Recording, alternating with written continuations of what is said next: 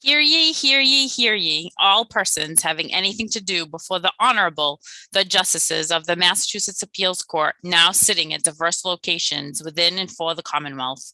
Draw near and give your attention, and you shall be heard. God save the Commonwealth of Massachusetts. Court is open. Good morning, everyone. Welcome to the Appeals Court. I am Judge Rubin. I'm joined today by Judges Kinder and Ditkoff. We will be hearing one case this morning. It is number 19-1734, Sullivan versus Superintendent, Massachusetts Correctional Institution. As I told you before we began, the arguments are 15 minutes per side, and there is no rebuttal. And we will hear first from you, Mr. Sullivan. You may proceed whenever you're ready. Good morning, Your Honors. I am John J. Sullivan, appearing pro se, and I shall be limiting my remarks to my claim for judicial review of administrative action, which was all but ignored by the lower court. During the evening of Wednesday, November 1st, 2017, two inmate clerks were assigned to the prison library. One sat in front of a computer conducting his illicit law practice and generally oblivious to any mundane library activities. The other clerk, Lewis Penn, came into work and sat down at a table with his buddies rather than to go behind the counter, which surrounds the reference desk, to issue typewriters and keep a log as he was supposed to be doing. Inmate patrons would ask for a typewriter, and he would tell them to go behind the counter and help themselves. Now, that night, one inmate took typewriter number 7 into the men's restroom, removed the motor, and then replaced the typewriter behind the reference desk. This theft was discovered the next day when someone tried to type something. Please see Record Appendix at page 78. On Friday, November 3rd, 4 inmate school janitors were fired because an electric pencil sharpener had gone missing from one of the classrooms. I was fired because of the missing typewriter motor, even though I hadn't even been in the library the time the theft occurred. These motors, by the way, are used to make tattoo guns, and I don't have a single tattoo on my body. Please see Record Appendix at 76. And I would like to know how anyone good conscience could find me responsible for this theft. I wasn't even there. I don't know whether I was targeted or chosen at random, but I have done absolutely nothing wrong.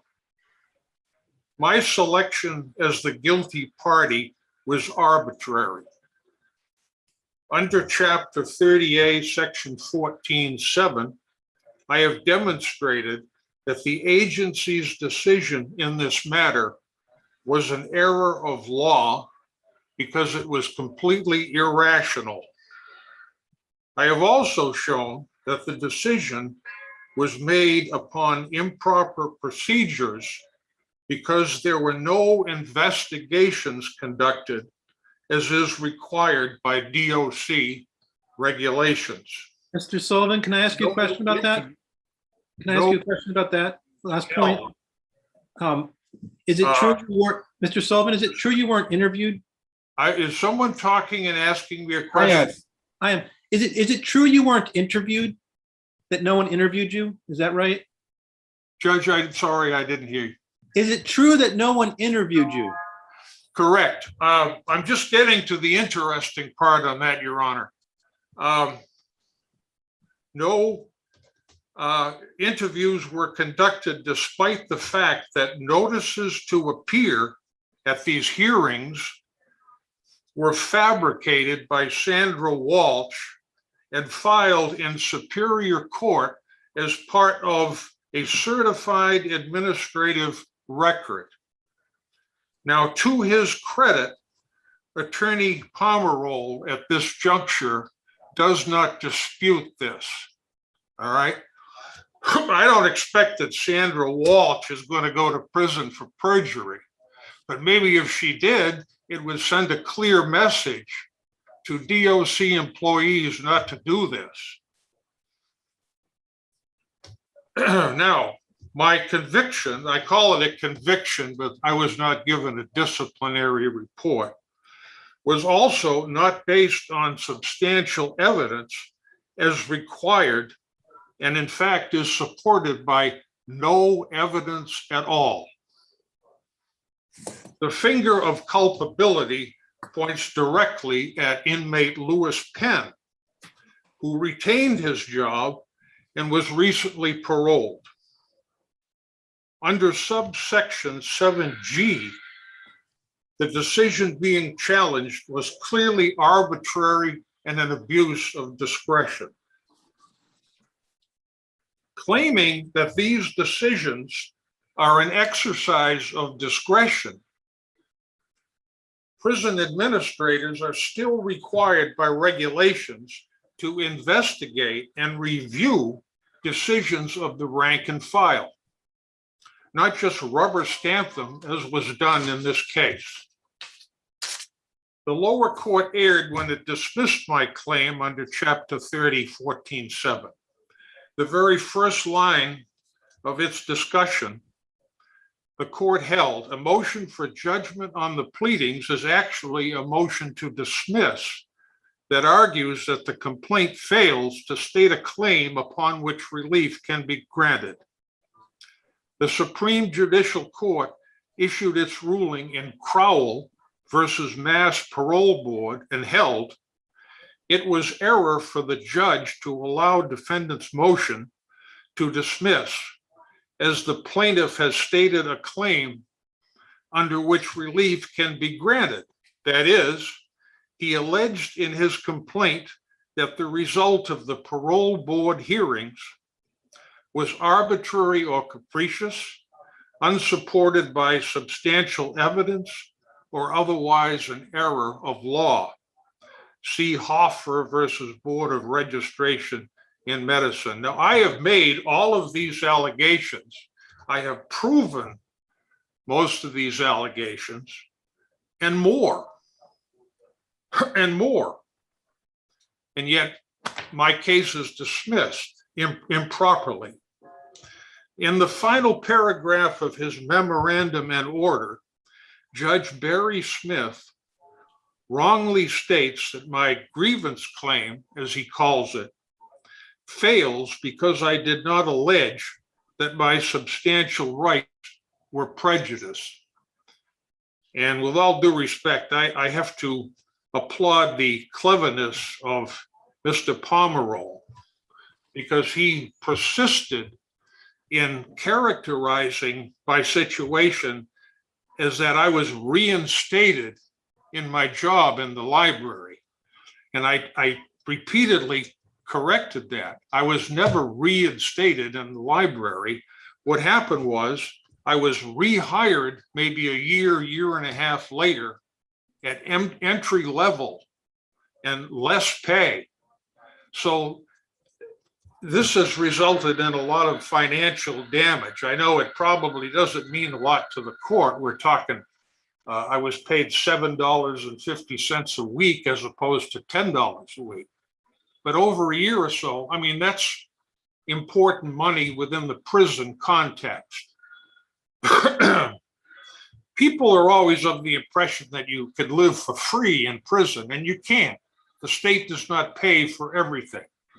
I have an annuity of $124 a month that essentially takes care of my expenses. Now, I realize that your honors probably might spend that amount of money for lunch, but to me, that is important money.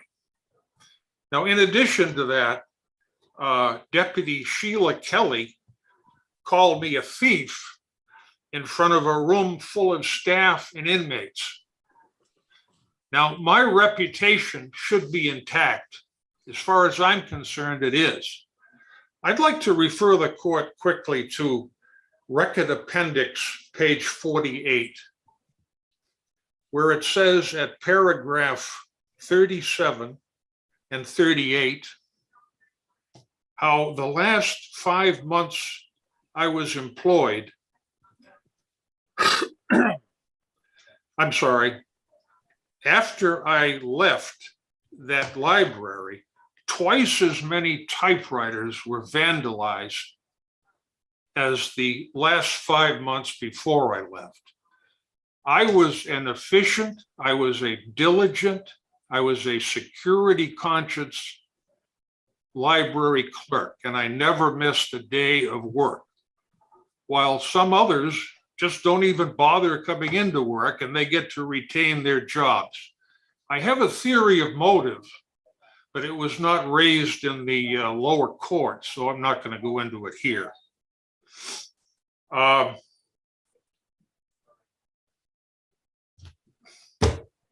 is really about all I have, except for the fact that I requested in count number 10, a declaratory judgment that should declare my rights under the prison grievance system. Now, at the present time, virtually no grievances are approved. Sometimes they are approved, but they're not really approved. They just put that wording in there. And at no time are prison staff held accountable for their wrongdoing, never. So what I would suggest is that the grievance system is broken. At least if I had a declaratory judgment, I would be able to go back to court on a contempt motion rather than wait for 4.5 years for some hope for justice. The appeals court is required to review my case de novo. So I am not going to go through every single count and cause of action because it would take another 3 hours. So I just want to thank your honors for considering my case, and I'm glad I was given that opportunity. Thank you very much. You still have a little time, so if there are questions from the panelists, are there any? I don't see any. Oh, yes. Okay, go ahead, Judge. I have one. Mr. Sullivan, this is Judge Kinder. You said that you were called a thief. Is that your characterization of what was said, or are those the words that you actually recall? Judge Kinder, you said something about what was said or the words that I actually recall. I have to tell you that the first part, when I was discussing the facts, is the result of 4.5 years of investigation. Right? I have really, I'm guessing based on what other inmate witnesses have told me, and they don't want me to say who it was, that this took place. I worked with Lewis Penn at one point, and I know. Mr. Sullivan, can I stop you for a minute? I was really only asking about the accusation that you were a thief. Oh, yes. Yes. Not in so many words, but Sheila Kelly, who I've known for years, said, I don't have the exact wording, I suppose I could look it up, but she said basically in front of a whole room full of people that I was a thief. I was fired because of things had gone missing from the library. And she was very, very angry with me. And I'd done absolutely nothing wrong, believe me. I wasn't even in the library. I don't know why they singled me out. You know, maybe they just don't like older guys. That could be it. Was there nobody else disciplined or who lost their job who worked at the library? You are the only library employee who was terminated. Is that right? Judge Rubin, I'm not sure if I caught half of that, but I would. Are you the only library employee who was terminated? Yes, I was a little ambiguous about that in my complaint. What happened was I was terminated that day, the next day, and the other fellow, Penn, just kind of disappeared for about 3 days. And I don't know what happened to him. Now, this guy has a habit of just not showing up for work when he feels like not coming in. So that could be it, you know. But the bottom line was that I was the only one fired. And the other 4 people on the incident report that were listed before me were all school workers, school janitors.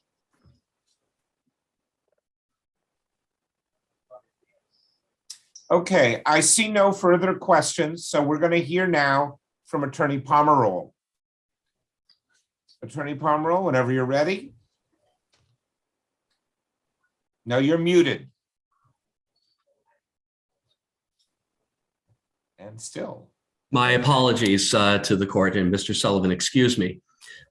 Good morning, Your Honors. Good morning, Mr. Sullivan. May it please the court, Timothy Pomerol on behalf of the appellees. There is one topic I would like to just pick up on from Mr. Sullivan's discussion. And as we note in our brief, with respect to the denial of his grievance concerning the discharge, the relevant question is not, given all the circumstances, whether Mr. Sullivan was the best person or even the right person to terminate as a result of a motor going missing in a prison library.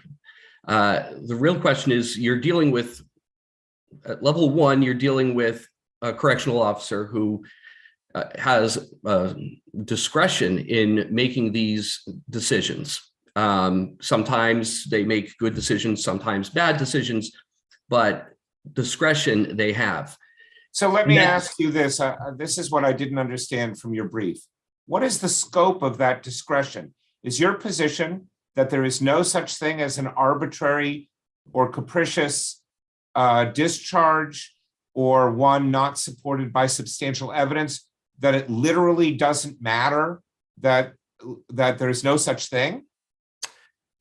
That's a very fair question. And my answer is it really is twofold. One, if the discharge were for an impermissible reason, I mean, for example, we talk in the case law about employment decisions, somebody being able to be fired for a bad reason or no reason at all. That's not literally true. There are some very bad reasons, for which you cannot be fired, and that would hold true here. And I suppose that even short of, say, some improper motive, I mean, I could imagine a circumstance where a correctional officer is not acting improperly, but is really not in any meaningful way exercising discretion at all. If it was clear that they were just flipping a coin, that might be a situation where that is truly arbitrary. And I'm hesitant to draw a line for this. I think we need a line. Well, I agree with you, Your Honor. I think the difficulty when it comes to the review of, and I just sort of hark back in a side reference kind of way to the Enquist decision cited in our brief with respect to equal protection claims. Discretionary decisions by their very nature often involve a very sort of complicated and amorphous welter of considerations that don't always, boil down very well to sort of articulable reasons that would be, Counsel, don't we need something? I mean, Walsh just says exercise the discretion appropriately. Raymond says within the discretion, staff acted appropriately. Sylvia says staff acted appropriately, but no one explains to us how they acted appropriately, what they considered why Mr. Sullivan was fired. I mean, don't we need something to give us a non-arbitrary reason? I mean, I can imagine some, but I don't see any in the record. Well, I think that from the vantage point, of reviewing an administrative decision, the administrative decision by itself imports an amount of discretion. I believe that here in the surrounding context, this court has information from which one can glean the context and circumstances behind the termination. For example, I would point to page 44 of our brief describing the relevant timeline. Well, this is where this business about the next day he's vacuuming or something. Correct. Is that in the record below, and what does that have to do with anything? Well, that is not part of the rationale given for the denial of the grievance. So what are we talking about? The problem with your timeline is it doesn't show Sullivan working in the library when it happened at all. Well, It shows him showing up the next day when it's gone and being fired, and it shows the typewriter going. well, we're not entirely. Actually, before you answer, I'm sorry. I should have asked you in the beginning. The appendix, the administrative record starts on page 55 of the appendix. Does it continue all the way to 90, or does it stop at 87? I couldn't tell that. There's these coverage for the reference desks that I wasn't sure whether they were in the administrative record or if they were something Mr. Sullivan had added. They were something that Mr. Sullivan had added. So it ends at 87. Is that right? The administrative record ends at 87. Okay.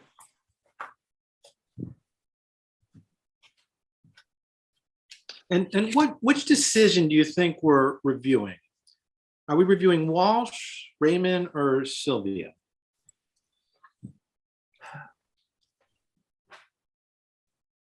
Well, I believe that you're reviewing all three, but for practical purposes, I would say that it collapses into a review of Walsh.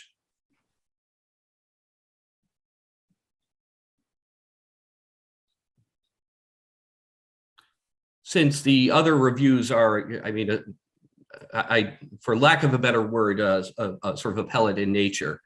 I think that if you wanted to get at the grist of the decision, that it would be would probably, at least in this instance, I think it would probably be Walsh's decision.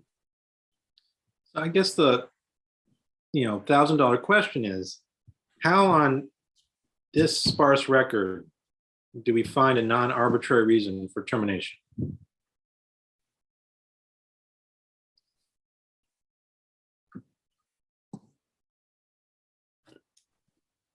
Well, I do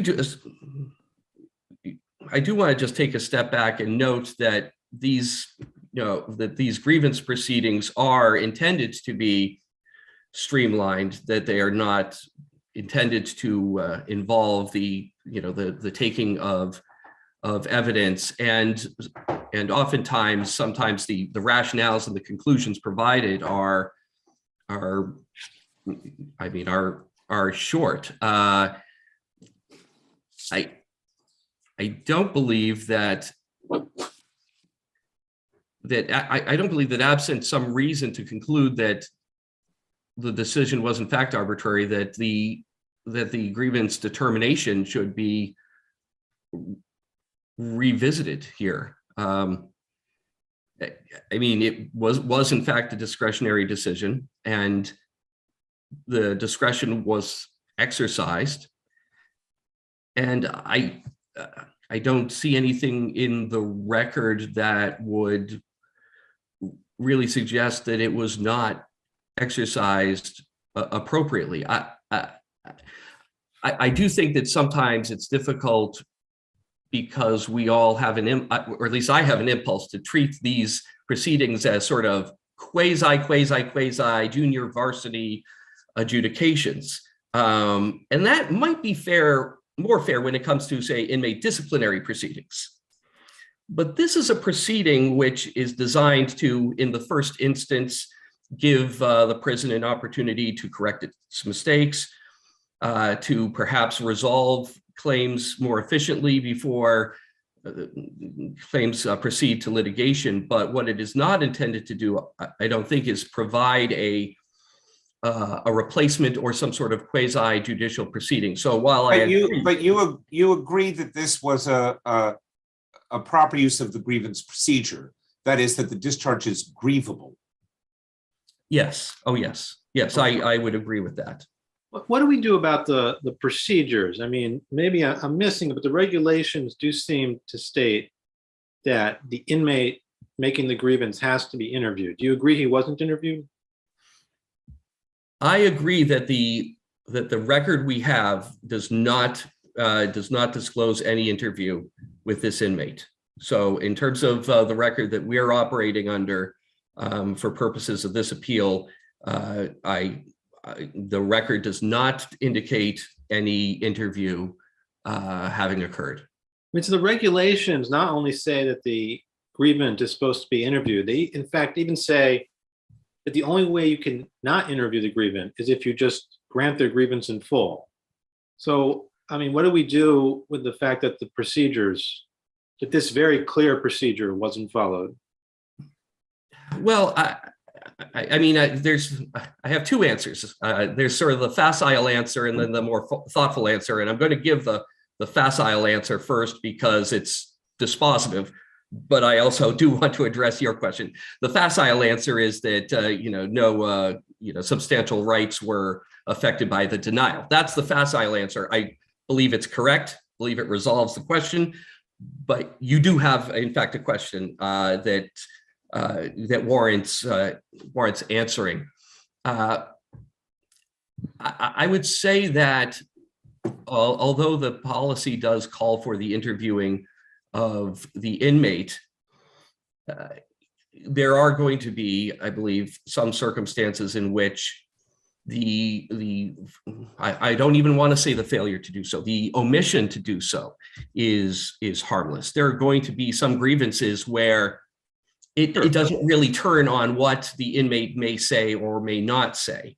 I would say that this is one of those instances that, is sort of close to the line, but one in which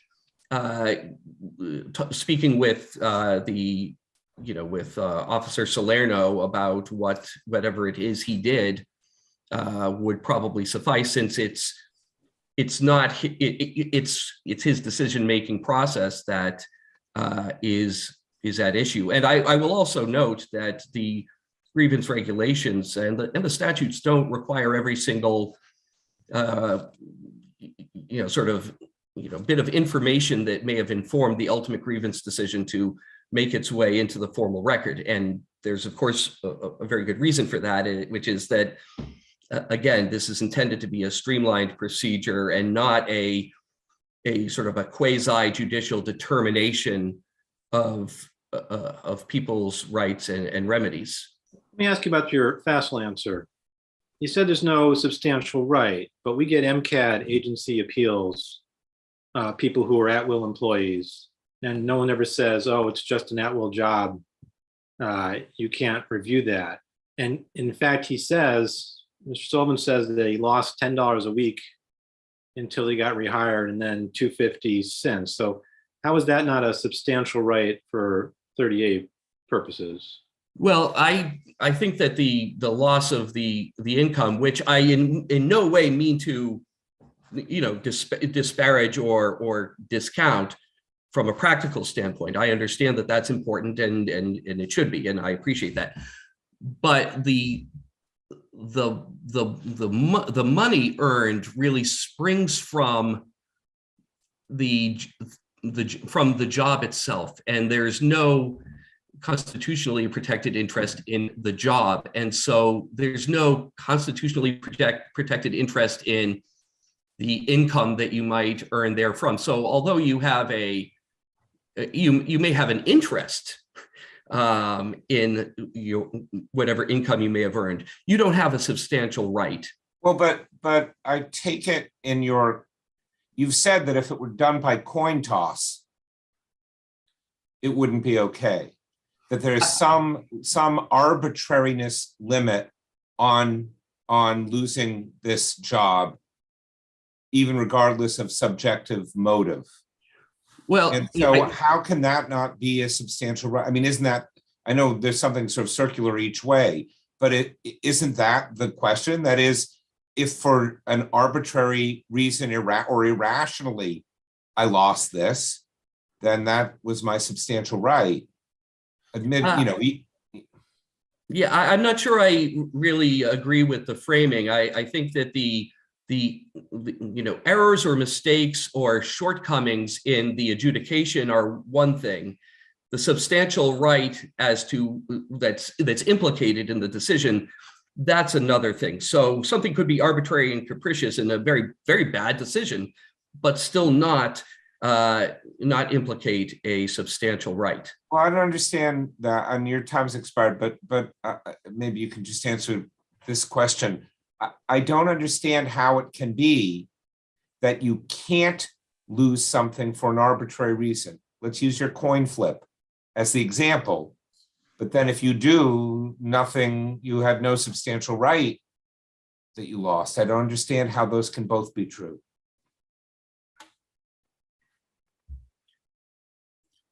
Well, I think they can both be true in that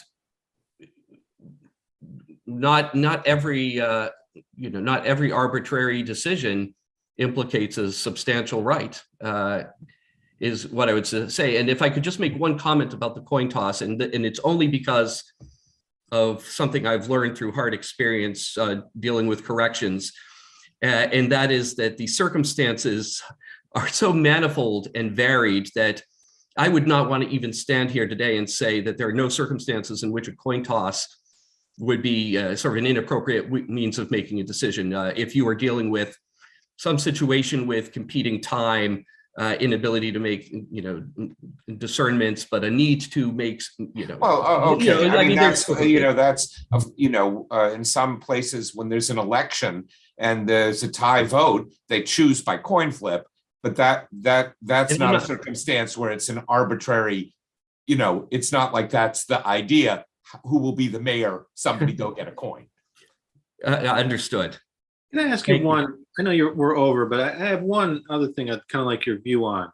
Count 9, which is the interstate declaratory judgment count, isn't mentioned at all, as far as I could tell, in the judge's decision. And of course, Mr. Sullivan didn't press it in his memo below.